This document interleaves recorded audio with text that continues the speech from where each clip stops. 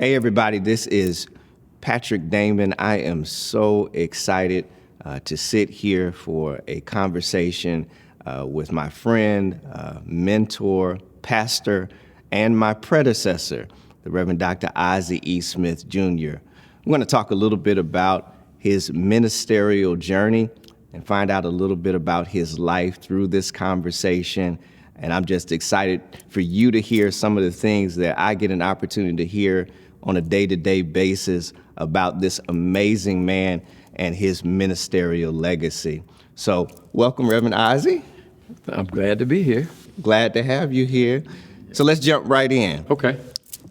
If you could, I want you to just tell the few people who live on the planet Earth who don't know you a little bit about who you are, your upbringing, and some of the early parts of your life. I am the oldest and only son of Ozzie and Ernestine Smith, South Memphis, Tennessee. My father was from Brooksville, Mississippi. My mother was from Tulot, Arkansas. I was pretty much a nerd and not necessarily a loner, but couldn't play sports, could play a little baseball. And always, I was in church with my grandfather. My grandfather would pick me up on Sundays because my father was a CME, my mother was a Baptist. And so I started going with my grandfather, and that was how I became interested in church, because I found out even if you're a nerd and you like to be appreciated, you can always get patted on the head in church by the older folks by doing what was right. And so my father always told me as a young boy, right is going to always win out. And so I strove to do the right thing most of my life. I was a Cub Scout. We didn't do much but march in one parade, but I remember that. And in school, they never would choose me for the team or anything. But it wasn't until around about the 6th grade I saw a saxophone. But I had two uncles that played saxophone, Novel Campbell, the late Novel Campbell, and Ulysses Campbell, who's still alive in Memphis. And I was just fascinated with saxophone, and when I got in the 7th grade, through some hook or crook, they put me in vocal music, put me in a choir class. I said, oh no, I want to be in band. And so I pressed the issue with my father. And every time I asked him, he said no, but I wanted a saxophone. So I asked my father for a saxophone practically every day for 6 months, and he would always say no. No was such a reinforced word in my family that I didn't believe yes existed. And so I asked my father all the time, and finally we went to a family homecoming, third Sunday in September, Brooksville, Mississippi. All our family would come back from St. Louis, Chicago, California, Texas, wherever they were from, and they would gather at my grandmother's house, my paternal grandmother's house, Addie Smith, the one who taught me how to iron. Anyway, so I waited just as good until they got in there. Everybody was in the room together, just swapping family yarns, and I walked in the middle. I said, well, y'all help my daddy buy me a horn. And they looked at my dad. Why don't you buy that boy a horn? And I got a horn that Christmas. My father, he got the horn that I asked for, and so that changed my life. I went from a nerd to a band boy. I stayed in the band room. If it wasn't in the band room, I wasn't interested. And so that horn saved my life socially. It affirmed to me that here's something that I can do, because I couldn't play sports, didn't like to go to parties, didn't chase girls, didn't do any of that. I wasn't an angel, but those things, that horn became something that I held on to that held on to me. And so that's how I got my start. Always in church with my grandfather, didn't play in the church, but I was active in the Sunday school, and the late Jesse Sinclair used to always call on me to, not always, but every other Sunday or most Sundays, to review the lesson. And that's when, and when you review the lesson, the old folk would pat you on the head again, boy, you done good today. And so then from there, we got into the choir, the youth choir at East Trigg Baptist Church, pastored by the late Reverend Dr. W. Herbert Brewster, whose works and songs, he was a songwriter, are at the Smithsonian. Reverend Brewster would hoop. Okay. I never knew what he was preaching about, but I would see people falling out, fainting and everything, and he was quite the songwriter. He wrote Payday, Someday, Move On Up a Little Higher, and wow. There was always somebody coming to our church. And on Sunday nights at the camp meeting, Camp meeting tonight, camp meeting tonight, camp meeting on the old campground. That was the song they were saying. Elvis Presley used to come there every now and then. He wasn't a regular, but he would come to the camp meeting to hear Dr. Brewster preach. So that's where church touched me. Wow. So sixth grade, took an interest in the saxophone. Yeah. And let me say, while we're there, that it seems you had an early ability to raise an offering. By the fact that you were able to convince the family to come in. I had to have that horn. That's the only thing I advocated for. I had to have that horn. It just felt like if I got that horn, and when I got it, it did something. I found what I'd been looking for, and we became good friends. I got in the band, marching band, concert band, jazz band. As I said earlier, if it wasn't in the band room, I was not interested. I did all my classwork. Okay. I was going to do that because you didn't bring bad grades home into the Smith house on Gage. And so once I found that, I was happy. Now, when you took an interest in the saxophone, was there prior to that an interest in music in general? Yes. My mother played music all the time. My mother listened to jazz at night. When my father was very predictable. He went to work at 5:30 a.m., came home at 5:30 p.m., ate dinner, took a bath, went to bed. Now we would talk, but he was basically a man of few words. But my mother, after dinner, she put on her Ray Charles, Ivor Johanna, Dakota Staten, Benny Goodman. She listened to a diverse kind of music. It was always different stuff.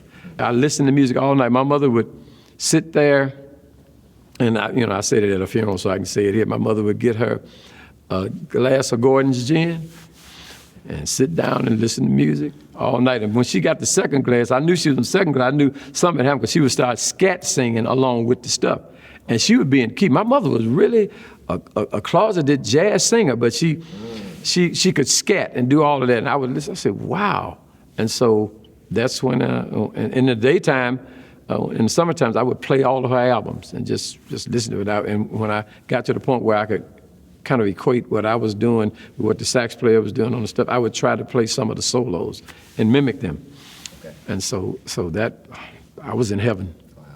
Now, as you know, I am not a musician. Okay.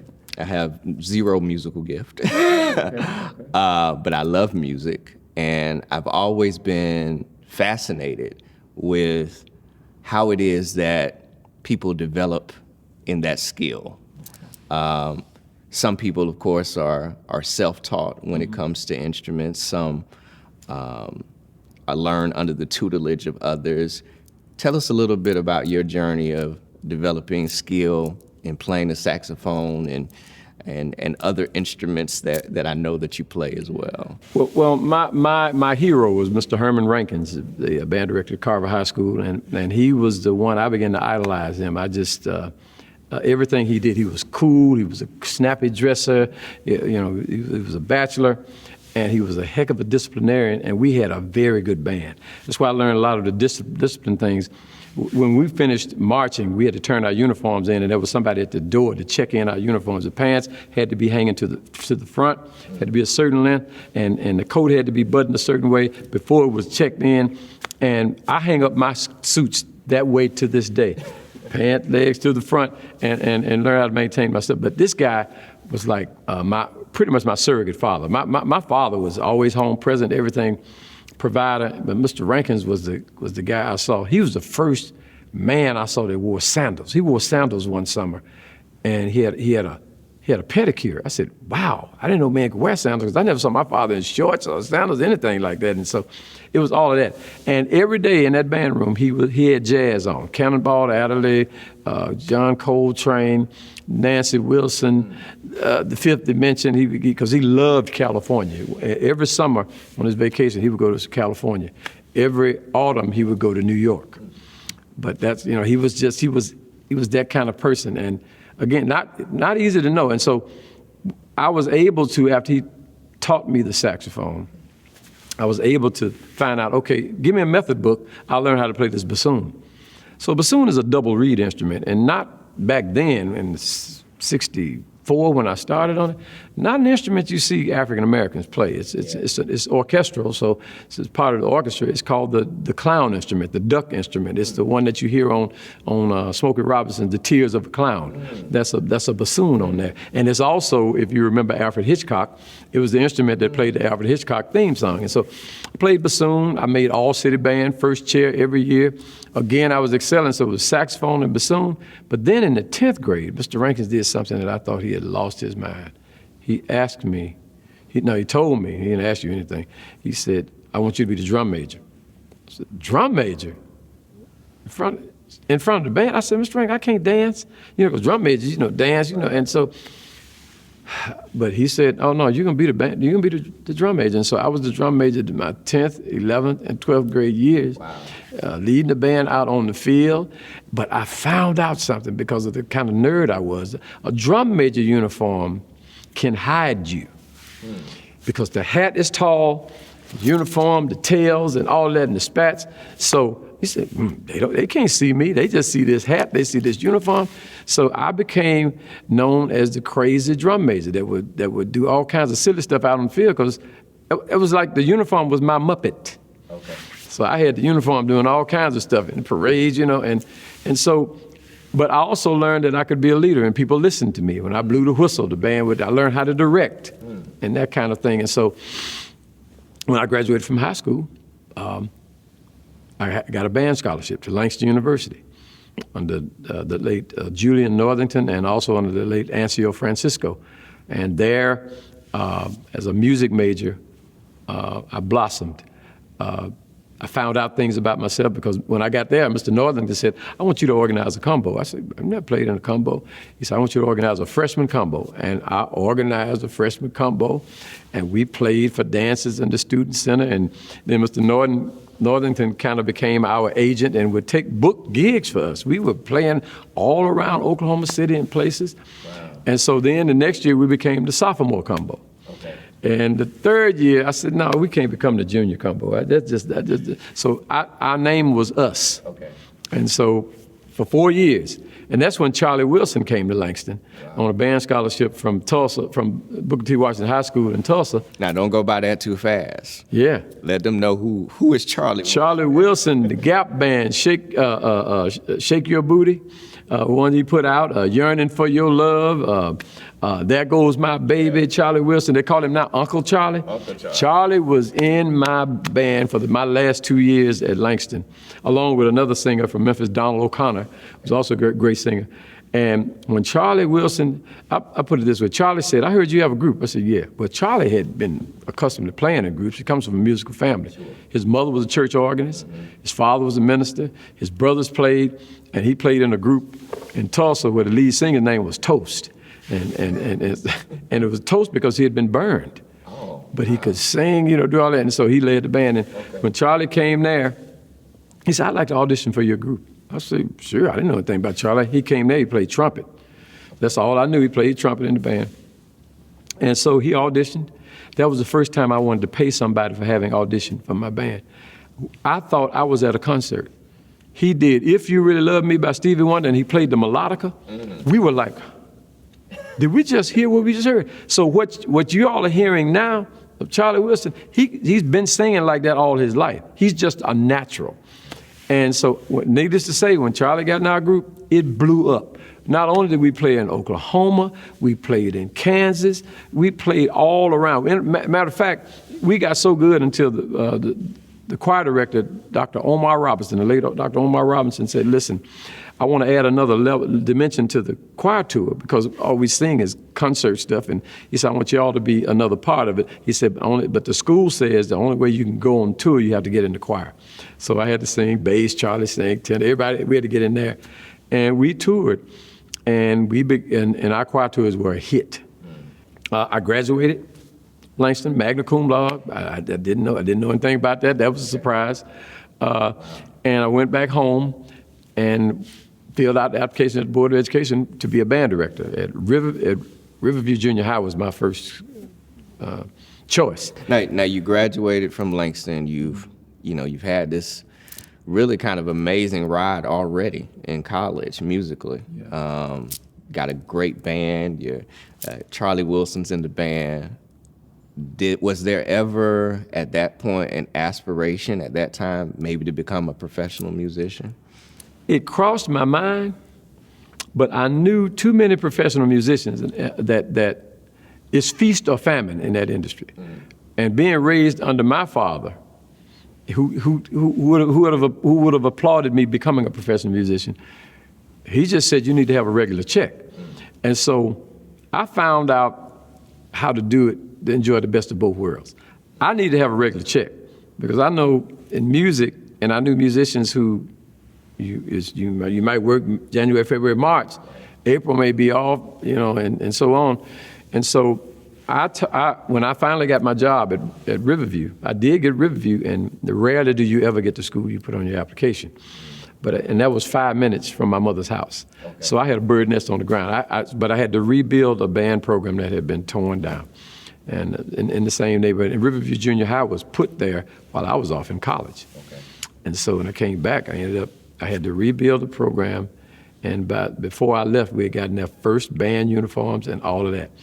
And the kids would go to jazz. I would take them to jazz festivals. We would march and all of that. And I took being a band director seriously because I did not want to be waving a baton at anything that didn't sound like anything. And so I was serious about band at Riverview. We had a pretty good band. And then Mr. Rankins, my hero at Carver, my 7th year at Riverview, resigned. I'm sitting in staff in service for the 79-80 school year. We get a call. I'm in the library. That's where we had our in-service meetings. And the librarian said, Mr. Smith, you have a call? And I was about a call to me. It was the principal of Carver. As soon as I said hello, he said, the job is yours. I said, what job? He said, band director. He said, Rankin's gone. Mr. Rankins had resigned and moved to California. And when he found out that I was going to Carver, he said, I don't think you should go over there. I said, why? He said, you're not going to get along with that man. I said, Mr. Rankins, I can get along with anybody. And it was really time. Yeah. And then it was a once-in-a-lifetime experience to go back to your alma mater and be the band director. In the 84, 85 year, I made up my mind to quit teaching. Okay. And I got out of the music teaching and went into the music business. Myself and my late wife and my business partner, Harold Cox and Diane Cox, we became partners and we opened a black music store in Whitehaven, where Elvis Presley's house is. And so it was called the Music Store. And that's what I did for 5 years. And as God would have it, God sent in that music store every day pastors, choir directors, pastors, Sunday school teachers, all of that for all those 5 years. And one in particular, Brother Rhodes, Lloyd Rhodes, he was a Church of Christ member, but he knew the Bible inside out, upside down, but he wasn't preachy. He was just, he was just real serious about the word. And he said, some preachers are move around preachers, and some preachers are stay at a church preachers. He said, don't get them mixed up. He said, if you move around, don't try to pastor no church. I mean, but that's all would come in there. And I started getting hungry and curious about ministry, teased out by the late Reverend Kenneth T. Whalum, Kirk Whalum's father. I married into that church in 1974. I had been teaching 2 years. Let me jump right there. Tell me, when did you meet Barbara Westbrook? I met Barbara in a group called the Memphis Community Singers in 1973. I was playing horn. The late David Flagg was he organized the Memphis Community Singers. And David did some contemporary arrangements of a lot of songs that nobody else tried to do, because he had 5- and 6-part harmony before Take 6 came out with the choir. And so David's parts were so difficult that if you stood next to somebody who was singing another part, they would get you off because the notes were close together. But in a regular stacked soprano, alto, tenor, bass is easy. But anyway, so my friend Joseph Nelson was already in there playing trumpet, and then David said, why don't you play your horn? So I came and started playing my horn. He said, that's Barbara. I said, Barbara? He said, you remember Barbara and Beanie? This is going to get you. Barbara and her brother, Barbara used to live 2 doors down from my grandfather who took me to church. Are you serious? On Burdock. At the age of 6, she was 5. Wow. And I used to play with them. But then they moved off the street. I never saw her again until 1973. Wow. So you're talking about 1956 until 1973. Well, when I saw her, I said, that's Barbara? But my eyes popped, and I went, I introduced myself. I said, my granddad still lives on the corner. She kind of remembered. I said, we used to sit on the side of the hill by my granddad's house, because she was always talking about going to Champaign, Illinois.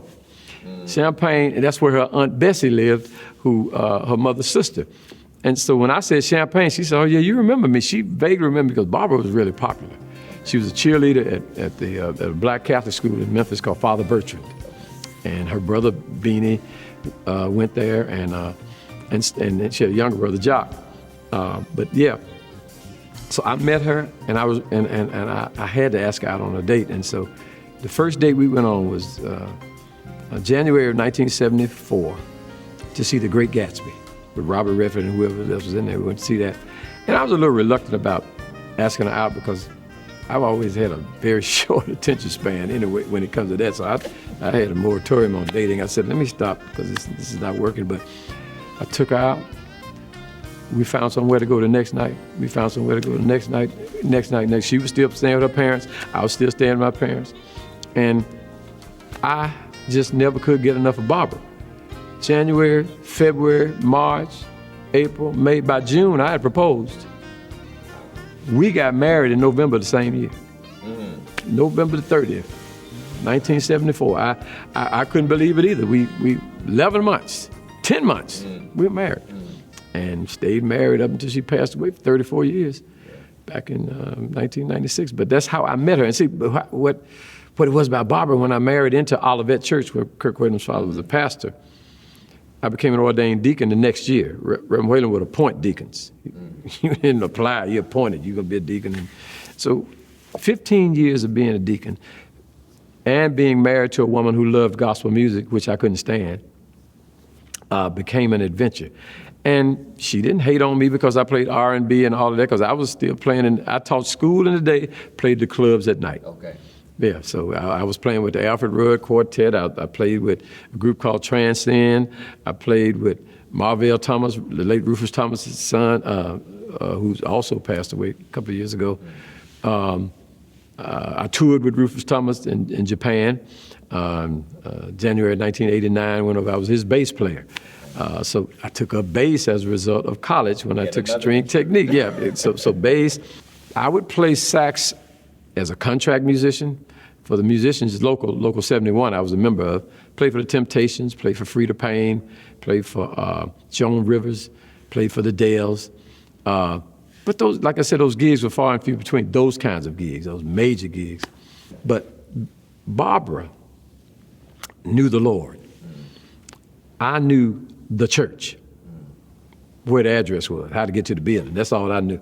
And I'm active, I was a deacon and all of that.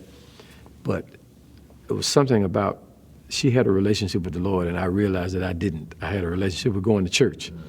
And so she didn't say, I'm going to teach you how to. I said, I just wanted it. And so wanting that relationship, and little by little, and Reverend Whalen the very next year sent us to the Gospel Music Workshop of America in New York. James Cleveland, I said, oh God, I got to go up here and listen to gospel music for 5 days. How in the world? But when I got up there, I was pleasantly surprised. James Cleveland had a whole nother level of musician, gospel musician. His keyboard players sounded like the jazz players I played with, the organists, the drummers. They were playing in the bass player. I said, oh, I like this. And then the songs that came out. Myrna Summers did that song, Oh, How Precious is the Name of Jesus. And then another one, Quincy Fielding Jr. wrote, I Feel a Change in My Life. And I sang in the mass choir. And so I never will forget the day when it really got me. They were rocking off of Myrna Summers singing, Jesus, Jesus, Jesus. I was going to be still because I wasn't getting into all that mess. Next thing I know, they were moving me, and I got moved. And so Barbara rubbed off on me. Barbara rubbed that relationship, and I sought the Lord, and he answered me. When she would sing a song, it would just mess me up. Jesus,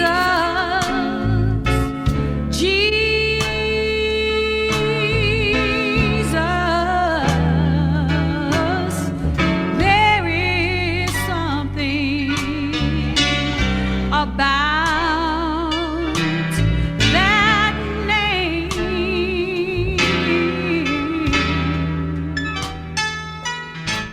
she cultivated an appetite for gospel music in me. And that took a while because I'm R&B, jazz, and I didn't, but I found out the reason I had so much problem with gospel music was that if you don't have a relationship with the Lord, hymns and gospel songs make no sense. I always say, if you don't know the Savior, the songs don't make any sense. And so it was then I said, as you get the relationship, because I call hymn books musical Bibles. Because every song in there has been inspired by something and made the writer write the song in the first place. And if you read some of those hymns, those old hymns, stanza by stanza, they just grow and grow and grow, and they'll bless you. Great theology. Yes, some thick theology. The hymns are musical Bibles. And so, because prior to that, it was an acquired taste for me. I understood jazz and R&B because, that stuff made people get out on the floor, but I still remember this, too, that helped me understand because Barbara included me in the first concert. We were still dating in June of 74, but engaged. And she said, I want you to be on my first concert. So I played Peace Be Still, Never Be by James Cleveland. I'd heard that was the only number that I really liked. And I played it at the church. I'll never forget, an old lady came to me after the concert. She said, young man, I heard a lot of learning in that playing, but I didn't hear no burning in that playing. I said, oh. I said, aha. It hurt what she said, but I realized what she was saying. Yeah. The club audience and the church audience, two different things. Right. And so you got to come with something else in church to play. You got to know who you playing about. That's right. If you don't know, the relationship has to be there. It misses everything. Because, playing in the club, y'all, come on now, y'all get up on the floor. They get on the floor. You playing something. They get on the floor, they dance, and that kind of thing. That's entertainment. Right. But gospel music is inspiration. Right. And that's the effect that Barbara had on your life. She introduced you to the relationship, which then took your musical ministry and your musical gift to a whole other level. That's powerful. It helped me because I've been trained to play. I know how to play. I took major applied. I've been trained to perform. I had been trained. I knew all of that, all the technical display, all of that stuff, all of the stuff you can do. And people say, wow, he's really playing. That's fine in that world, in the classical world, and because most musical programs are based on classical music, and that's what builds you up in technique and all that stuff. I knew that, but gospel music, that was something else. And I thank God that for 15 years of being a deacon, which also seasoned me, going and visiting people who can no longer come back to church, and then some of them die on you, and the different things, the different stages of life that people are in, and you have to go and take the church to them. Yes. And so the 15 years later, 1990, Y.T. Walker was preaching at Olivet, a sermon in first person called The Confessions of a Crossmaker. And when he got through, they opened the doors of the church. I was already a member, so I'm over in the orchestra pit. I got up, put my horn down, walked in the middle of the pulpit. And Reverend Whalum sensed that it had to have been a calling or something. He pushed me toward the mic. And I simply said, I'm not running anymore. That was the fourth Sunday of April of 1990. The very next month, Dr. Jeremiah Wright came to do our revival. It was Dr. Wright, Dr. Charles Adams, and Dr. Bill Lawson from Wheeler Avenue, where Marcus Cosby is, and Dr. Charles Adams, who was the pastor of Hartford Memorial in Detroit. And Pastor Wright always called himself the halftime show because they would always have him in the middle. Bill Lawson would lecture, Pastor Wright would preach, Adams would close out. And boy, would he close out. And so Pastor Wright has always had his ear to the ground. He said to me, Ozzie, I heard you accept your call to ministry. I said, yeah. He said, where are you going to seminary? That's always the next question.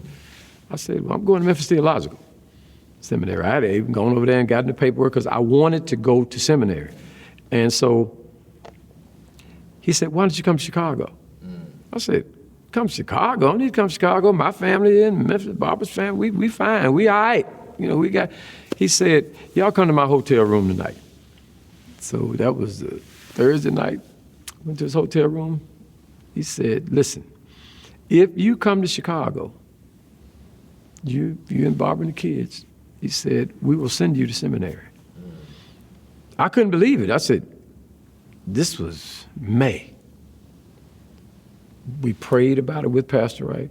Barbara and I went home. Barbara said, "Can you believe that?" I said, "No."